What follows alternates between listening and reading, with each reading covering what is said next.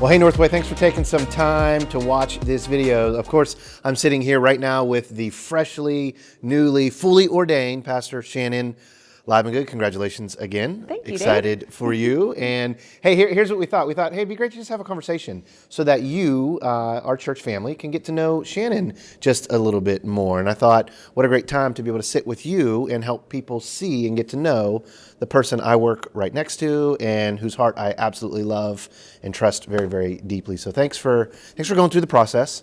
Thanks for taking time to do this. I know being interviewed is always a little bit uncomfortable, but it'll be great. It'll be great. Thanks for doing this. So, and thanks everybody for watching. I thought it'd be great if we started off with Shannon. Just, tell us about your family. Tell us what home is made up of and what it's like, and we'll just start there and go. Absolutely. Well, I have got 3 kiddos at home. I've got, my husband, Ernie. We've been married for 16 years, and my 3 kids. I've got a son in the Navy and a daughter who is in 8th grade, Kaylee, and my son, Brennan, is in 5th grade. So that's the fam. I'm also, for those who don't know, a McCabe. So I grew up...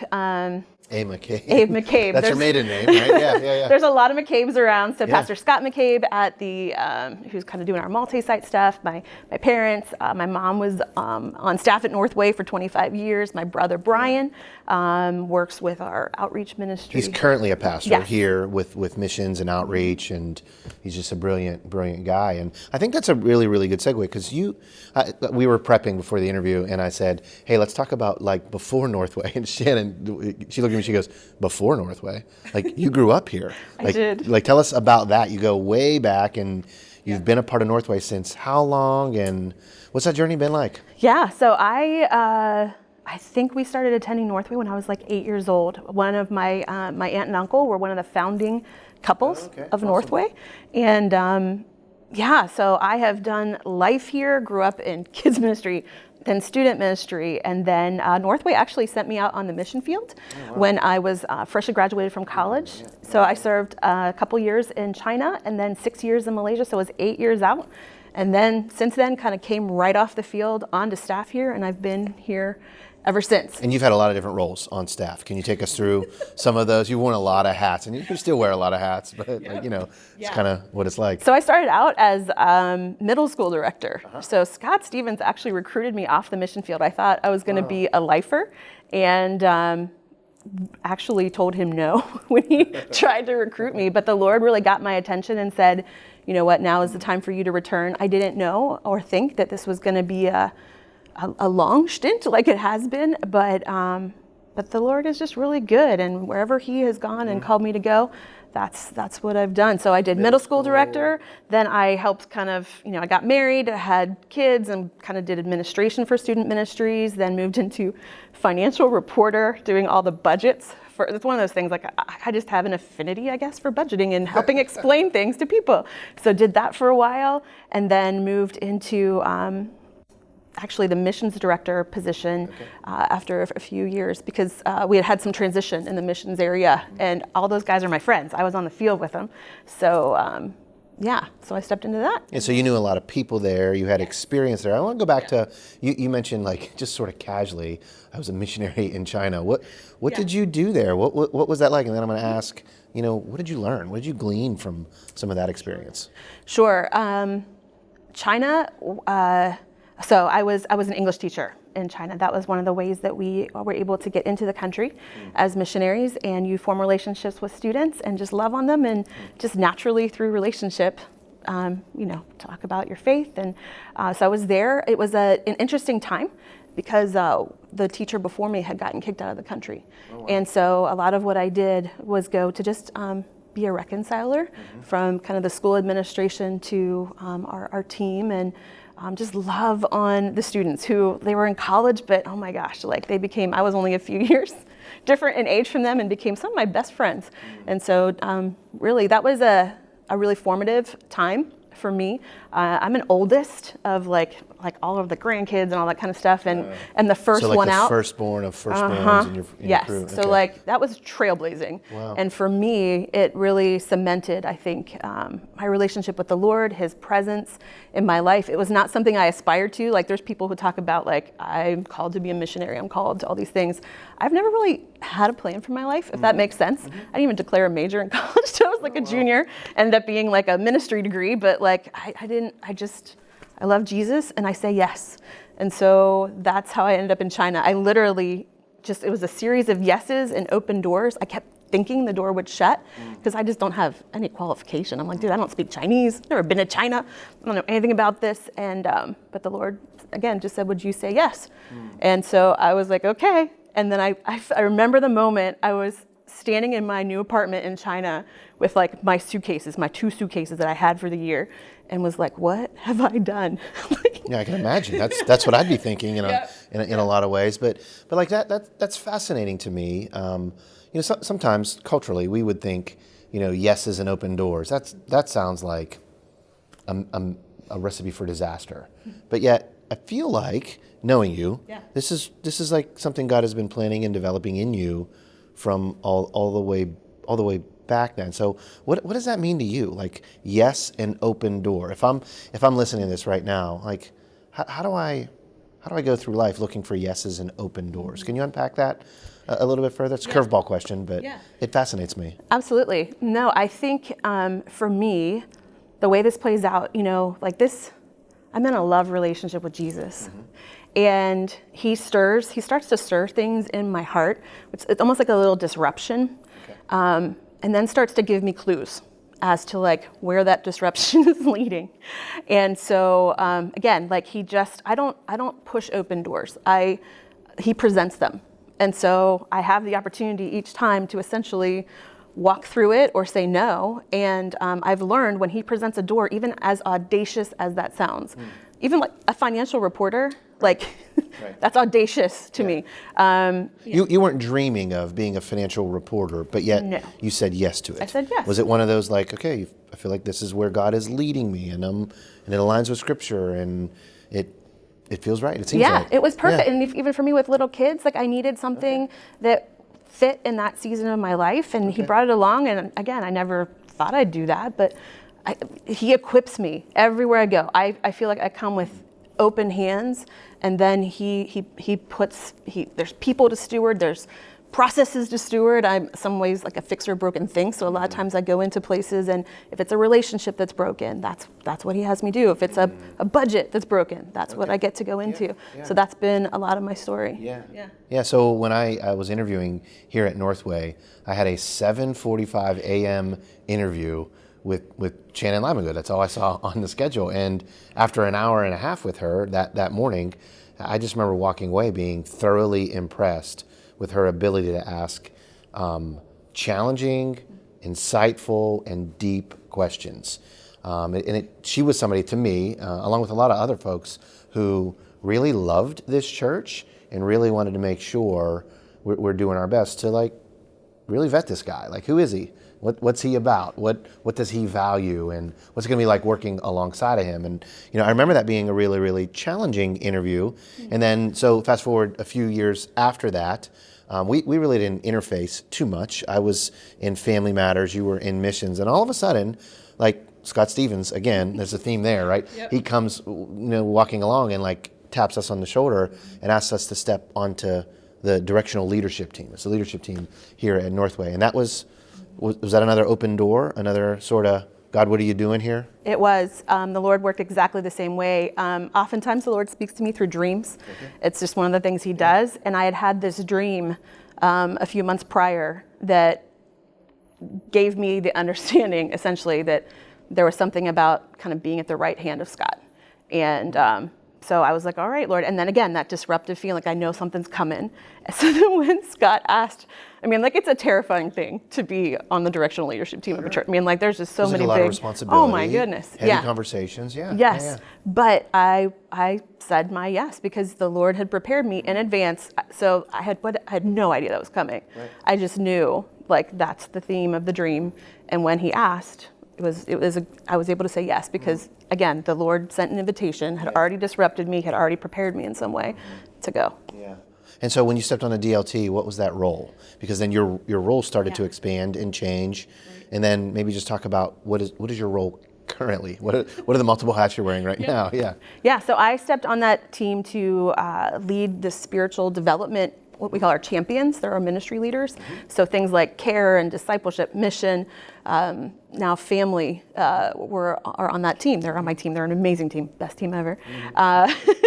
And so that was kind of my role, to lead in the spiritual development areas of our church. And then since then, have continued to really just take on the things that the Lord asked. And so have recently stepped into our HR world. Again, I love people. I love relationships. I want to see our staff thrive and our people thrive. So stepped into that. Yeah, that's awesome. So if you're hearing and watching this, you're hearing this journey of, Shannon to me is not somebody that's driven by this personal ambition to be something other than a follower of Jesus, other than someone who honors him and chases after him and is willing to say yes to some things that are hard and maybe uncomfortable and maybe aren't like the story she, as a little girl, maybe thought she was going to tell with her life, but she feels like she's telling a story about who Jesus is. And I guess I'm saying all that. So thanks for being that. That models so much humility and being like a sheep, like we're called to be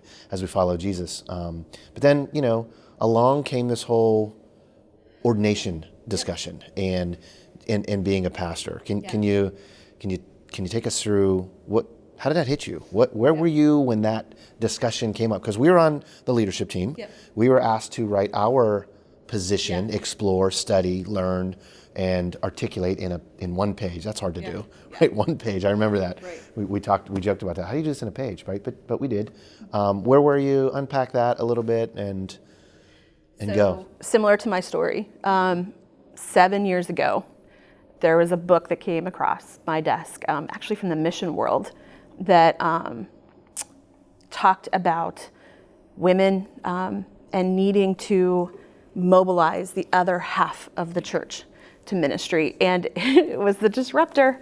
And I remember very clearly, because I grew up here. We haven't ordained women in any of my tenure here. My mom, 25 years that could have happened, but didn't. Never aspired to that. I have never aspired to that, but the Lord just did that again. I was like, okay, here we go. So I read this book, and I come back and give it to Scott Stevens. And I was like, I don't know what's happening. I stood in his office. I don't know what's happening, but the Lord's doing something. And I think he's messing with my theology. He's messing with my stuff. I just need you to know I'm on a journey. I'm not telling you where it's going. I just need you to know I'm on a journey. And that was before any of that happened. We had actually just kind of gone through a process with another directional leadership team to kind of pause any conversation on that moving forward. And so Scott was like, well, we're not doing anything with this right now. So I just let the Lord take me on the journey. And what he did essentially is just make it okay for even me and my theology around this, that there was something that hit me really hard in one of the books that I read about how from the very beginning, the one thing the Lord said that was not good was for man to be alone. And I think that applies in the church. Any spaces where we're separated, it's just not what God designed. He did the same thing. He gave me a dream that I wrestled with for months and couldn't understand. And then he unpacked it really clearly in a moment. And gave me a very clear call that is around actually gender reconciliation of coming to that place. This is not men elevated over women or women elevated over men. This is us moving together in the design that God created because it's beautiful. And so that's what he kind of told me. He was like, all right, this is the design. I'm going to walk you through this. And then when the ordination, I wrote my paper, and by that time I had wrestled through it, whenever that was, a couple years ago. And your perspective shifted it did. On this. Totally. So as you studied, as you learned, you weren't coming into this saying women should be ordained but it changed. It changed. And that's happened for a lot of folks through this process, through this journey. And then you actually entered into the actual ordination process with elders after we landed the decision. So a while ago, a year and a half ago, right before COVID sort of hit, Shannon started the process of articulating her theology and interviewing with elders council, and there's a dinner with spouse. It's the full process everybody goes through. But I guess, why did you say yes to that? Because you didn't have to. We're not, there's no like mandate that if you're a female, you have to get ordained. It's more of a, do you wish to pursue this? Is this in your heart? Why did you say yes to that? I think there's a couple different things that the Lord made clear to me. In terms of a shepherder pastoring heart, my role, again, he builds on everything. He doesn't waste anything. And so as I was in that mission director role, I just have a real passion and a heart to pastor leaders, really. A lot of people don't understand just the nature of the missionary call and how hard it is, and you're kind of put on this pedestal and you can't really be real. And that's not so different as it is when you're on a church staff. You're trying to shepherd other people, but who takes care of those who are shepherding other people? So shepherding shepherds. Shepherding shepherds. And so that, I think, began, like there was a real legitimizing of that call through my work with the missionaries. And then I feel like that has even increased with the staff, that I really try and shepherd them and care for them and the ones that I've been called to care for. So why yes, though? Why yes to ordination? So that was essentially a confirming, like, you're already doing this. But then I went to the Lord and I was like, what's my why? Because I've never aspired, like, I'm doing what he's called me to do. I don't know that there's going to be much that changes, with a title. It's already what I've been doing. But when I went to him, he said, Shannon, what if your why is just because you love me and I ask you to? And I was like, well, Lord, that's not much different than anything else I've said yes to. Yeah. So because I love you, I'll go first. Like, I'll pave the way. I know I'm a trailblazer in so many things. Why not? And it's already what I'm doing. Like, it's already really clear. So I'll say yes. Yeah. So I love asking questions. The thought that comes to me is, like, you've used the word shepherd and pastor, and we talk about ordination here at Northway, and it always looks a little different at churches. The application of pastor and extent of what that ultimately means. So what does pastor mean to you? What does shepherding shepherd mean to you? If you were to say, like, here's my working definition. Yeah. So for me, the Lord has actually told me from a pretty young age that there were souls for me. And I actually struggled for many years with what that meant, because I'm not necessarily an evangelist. I'm much more like one-on-one, be with people. And recently he clarified that for me. So for me, shepherding, it's like the picture of like a flower bed. And you watch the butterflies come and they lay on each one, and the hummingbirds come and they tend to each one. And he showed me that picture, that's what shepherding is to me. It's the tending to the souls of people and helping them to fall in love with Jesus as much as I do. And to be healthy in that way, to be able to have a safe place, a safe person to talk to be able to be honest with and vulnerable with, so that healing can come and their souls can be healthy. Yeah. And the beautiful thing is as I think about this, as I've been on this journey with the ordination of women and rolling out communication, of course, recently we did the final step of your ordination, and it's now public and it's officially complete. Again, congratulations.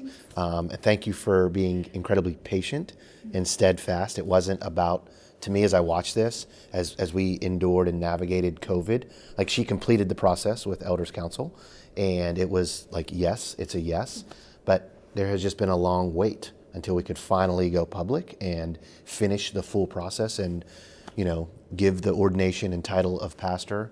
But when you talk about caring for and shepherding, like, I see that from you. I see you as someone who doesn't just live life on the surface. You're someone who looks for the connections to our souls and looks to, Shannon always talks about the way we're wired on the inside shapes so much of who we are to the world and what we experience in this world. And I just want to say thank you for who you are. We're a better church with you here. She's been doing this with all of our small groups and our care ministry and now our family ministry, leading the leaders who lead those areas. So yes, you are ordained. Yes, you are a pastor. You have been doing that all along since I've been working alongside of you. So We're blessed to have you here, so thank you. We love you. I guess I have one sort of final question. Sure. Would you just, what's your heart for the church? What do you long to see? What are you excited for when you think about the future of Northway here in Pittsburgh and beyond?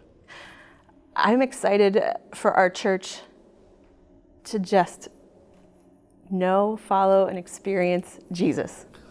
There it is. He's amazing. He's amazing. There's nothing better than him. Our God is so good, and I want to see people living in the fullness of freedom. I want to see them free from all their baggage. I want to see their souls healthy, because the world needs what we have and what we carry. So that's what my hope is for Northway and our area, that because of who is here and what you experience here and how you become free here and go through rooted and like so many things as you get free, then the world gets to get free. And just by you being you, with Jesus in you, the fullness of the river of life flowing through you, like that's just contagious. So just being who you are, where you work, where you live, where you hang out, like that's what this is all about. So I want our people to get to that place because we're shepherding them well. That's right. That's right. And here, I'll tell you one more piece about Shannon that as she talks about this, she shares this is her dream and her hope and desire for the church. She's actually going through it first. You know, privately, our conversations as we meet, as we talk, she's talking about the journey God has her on towards freedom, towards identifying things that are holding her back, that maybe she's trusting in a little bit more than God. Maybe for us, some of our conversations have been on unforgiveness that's built up in our hearts.